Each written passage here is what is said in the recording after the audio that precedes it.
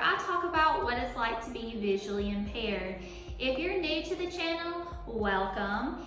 If you have been a subscriber all along, then welcome back. Long time no see. You get the pun. Anyways, I know it's been a while and I have good reason. I've been working on some really great things for me in my journey of being visually impaired and learning to live my best blind life. Shout out to Sam Seavey from The Blind Life for that tagline. So, with that being said, I thought that this would be a good month to start back because it is Blindness Awareness Month, and part of my channel is spreading awareness to sighted people and people in the VIP community alike of what it is like to be visually impaired, different resources out there, and story time, things that my fellow VIPs can relate to, and giving insight into my life as a visually impaired person. So the purpose of this video today though is to give a life update. And as you can see, I have a special guest here with me today to help share this update. This is Dr. Z, aka my husband. So Dr. Z is a doctor of optometry. In case you have not been following along where I've mentioned it in other videos, he is an optometrist in the Clean Air community located right outside of Oxford with Mississippi Eye Care Taylor. So welcome Dr. Z to the channel. Basically, we have an update for Maggie, and being Blindness Awareness Month, it's the perfect time to talk about this and kind of moving forward with things. It's actually a diagnosis update. So I know there's a lot of kind of first time listeners probably in this video. So I'm going to kind of go from Maggie then to now, and then also moving forward. So first off, when Maggie was young, she was hospitalized and diagnosed with an infection called histoplasmosis. This is an infection you can get from chickens, birds. It's a fungal spores that cause an infection that can sometimes present as kind of like mild flu-like symptoms, sometimes no symptoms, or sometimes really severe ones, like in Maggie's case. She was hospitalized for a long time and they finally got the diagnosis, treated her for it, and moved on from there. Histoplasmosis can cause two other things as well, scarring in your lungs and also scarring in your eyes. So fast forward, when Maggie's visual issues were first noted, they saw atrophy in the back of her eyes where her retina is, the light sensitive tissue. Her first retina specialist attributed that to the histoplasmosis because she was diagnosed with that, hospitalized, so made it the most reasonable assumption at the time. We actually call it presumed ocular histoplasmosis. So something that it's that until it's not that. In her case, she had atrophy or scarring in the central of both retinas, right and left eye, more severe in the right than left. But what that does is the center of your retina is where your macula is. That's responsible for your obviously central vision, whether it's fine detailed like seeing faces, reading text, more involved in color, things like that. So that was her initial issue there. So moving on years forward, she remained stable. It wasn't really till after we got married that her vision started to worsen or decline. So at that point, we decided to surround Maggie with the best team possible, and with the help of one of our most trusted retinal specialists, Dr. Rafi Atari. He's at Charles Retina Institute. We were able to, over that time period, watching things progress, come upon a most likely suspected diagnosis that we would then later confirm through genetic testing. Now, what we were noticing during this time is she already had the central atrophy in both eyes, but it was the periphery that was starting to take a larger hit. So your peripheral retina obviously is responsible for your side vision out here.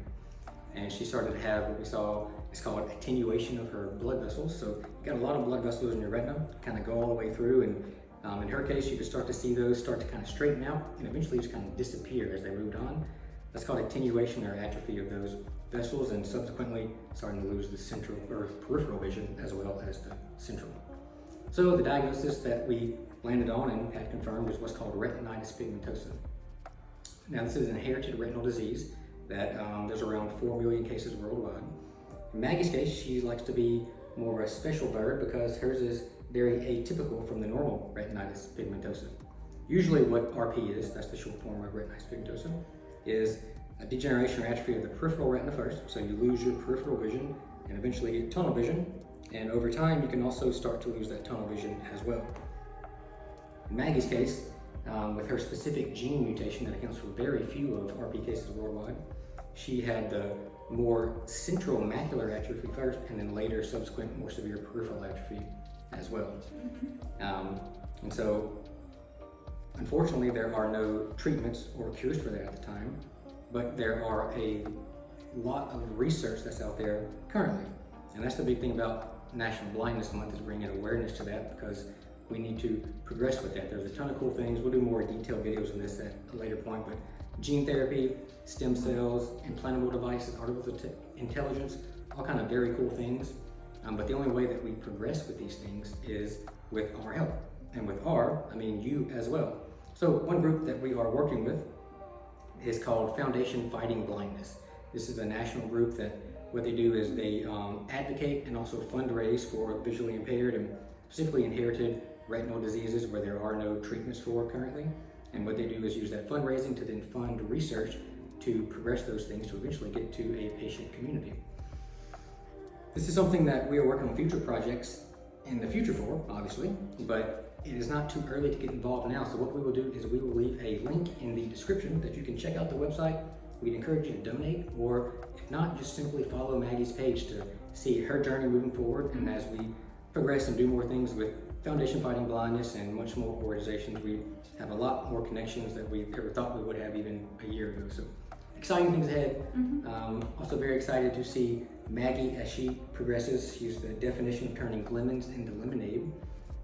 Tons of cool things she's planning moving forward with. So with all that being said, I will now turn it back over to Maggie. Maggie, where is Like This How You See It page going forward in the future? It's going forward in a very helpful way.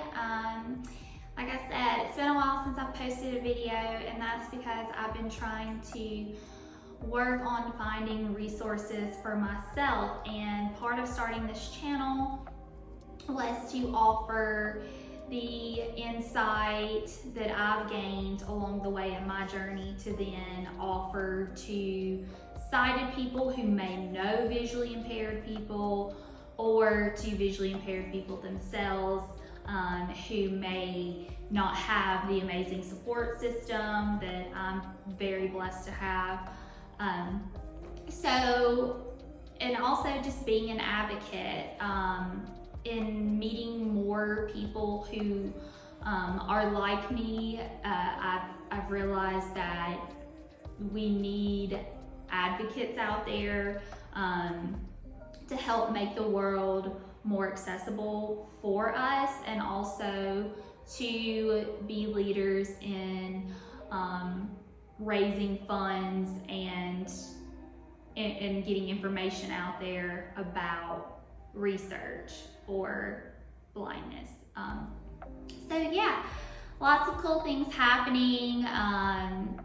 We are currently building / remodeling our house to make it more accessible for me. So we may do some videos later talking about what that entails with making a home accessible for someone with a visual impairment. I have gotten hooked up with some organizations such as the Mississippi AER chapter, and like Justin mentioned, Foundation Fighting Blindness. And also the coolest thing is getting to test out some prototypes of some assistive and accessible devices out there.